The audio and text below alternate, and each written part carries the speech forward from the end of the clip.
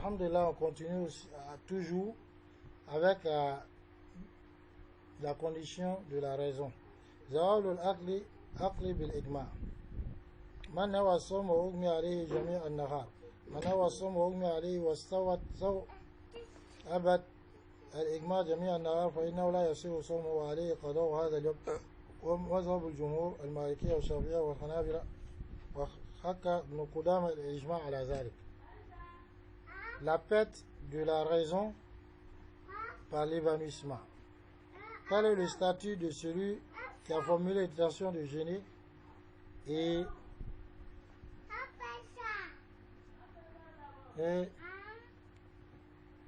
il a été évanoui durant toute la journée du jeûne, c'est-à-dire depuis l'apparition de l'aube jusqu'au coucher du soleil? La réponse: celui qui a formulé l'intention de jeûner et il a été évanoui et son évanouissement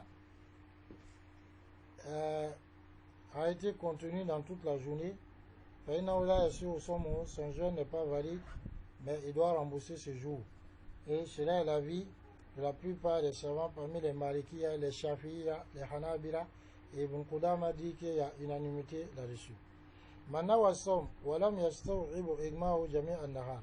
إذا نوى الصوم ثم أغمي عليه وأفاق جزءا من النهار ولو للحظة فصيامه صحيح ولا قضاء عليه وهو مذهب الشافعية والحنابلة.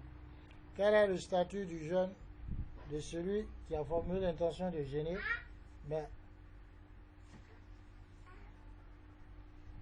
il a été évanoui, mais son évanouissement n'a pas duré toute la journée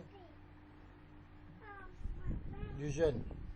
La réponse: celui qui a formulé l'intention de jeûner, ensuite il a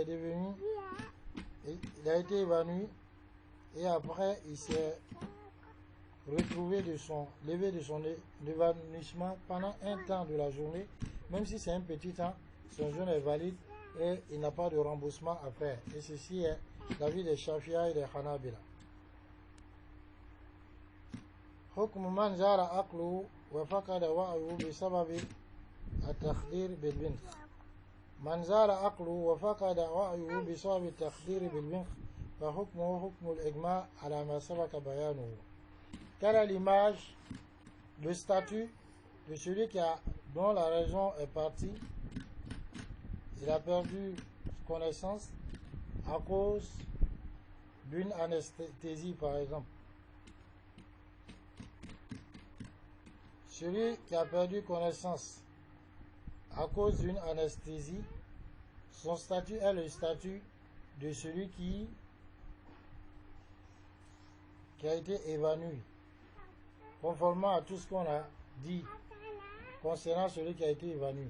C'est-à-dire, si c'est durant toute la journée du jeûne, alors son jeûne n'est pas valide.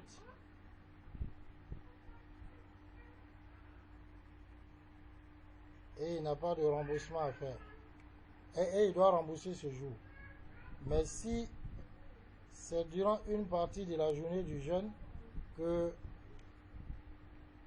il a perdu la connaissance et après il est revenu à lui et que la journée n'est pas terminée, alors il continue son jeûne, c'est valide et il ne rembourse pas. Faqdu dhakira.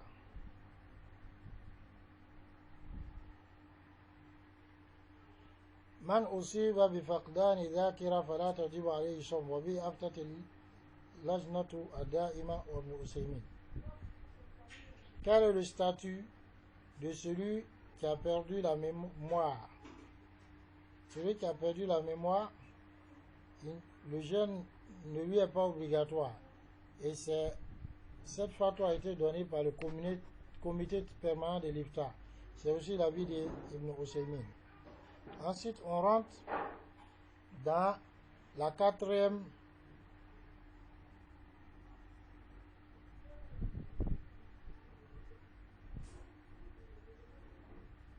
condition. C'est-à-dire, on a parlé de l'islam, de la raison, de la puberté. La quatrième condition, c'est l'école, la sédentarité, c'est ne pas être en voyage. Il y a deux boussom à l'al-muqim. نقل الإجماع على ذلك ابن Hazm.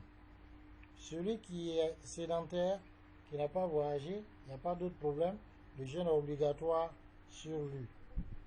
Ibn Hazm a dit qu'il y a unanimité sur cela.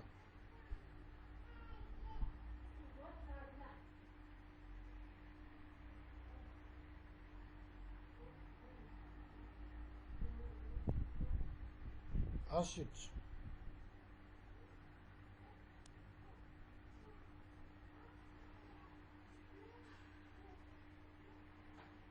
at-taharatu min al-hayd wa nifas, le fait d'être purifié des hayd, des menstrues et des lochis. يشترط لوجوب الصوم على المرأة طهارتها من دم الحيض والنفاس نقل الإجماع على ذلك ابن حزم والنووي والشوكاني. Donc, parmi les conditions d'obligation du jeûne pour la femme, il faut qu'elle soit purifiée du sang, des menstrues et des lochis. Il y a unanimité là-dessus, d'après Ibn Hazm, Al-Nawawi et Al-Shawkani. حكم صوم الحائض والنفساء يحرم الصوم فرضه ونفل الحائض والنفساء ولا يصح صومها وعليهما القضاء نقل الإجماع على ذلك ابن عبد البر وابن رشد والنووي وابن تيمية. Quel est le statut du jeûne de celle qui est en état de menstrue et de lochie? Celle qui est en état de menstrue et de lochie, il lui est interdit de jeûner, que ce soit un jeûne obligatoire ou surrogatoire, et son jeûne n'est pas valable. Et elle doit rembourser les jours durant lesquels le sang des menstrues et des lochis est venu. Il y a unanimité là-dessus, unanimité prononcée par Ibn Abdel Bar, Ibn Taymiyyah, An-Nawawi et Ibn Rushd. حكم إمساك بقية الصوم إذا طهرت الحائض أو النفساء أثناء نهار رمضان. إذا طهرت الحائض أو النفساء أثناء نهار رمضان فاختلف أهل العلم في حكم لزوم الإمساك عليهما على قولين.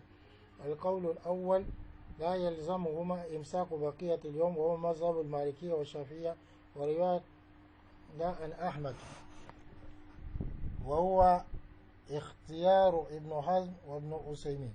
القول الثاني يلزمهما الإمساك وهو مذهب الحنفية والصحيح من مذهب الحنابلة وهو اختيار ابن باز. Quel est le statut du fait que la femme en état de menstrue ou en état de lochie s'abstienne durant le jour du jeûne pendant qu'elle est devenue purifiée de son sang? C'est-à-dire, elle avait les menstrues ou bien les lochis et durant la journée du Ramadan, elle est purifiée. Or, la journée n'est pas terminée. La réponse.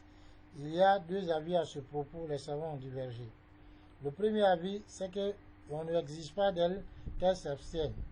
Et c'est l'avis des Malikiya, des Shafiya, et une version d'après l'imam Ahmad, et c'est l'avis d'Ibn Hazm et d'Ibn Usaymin.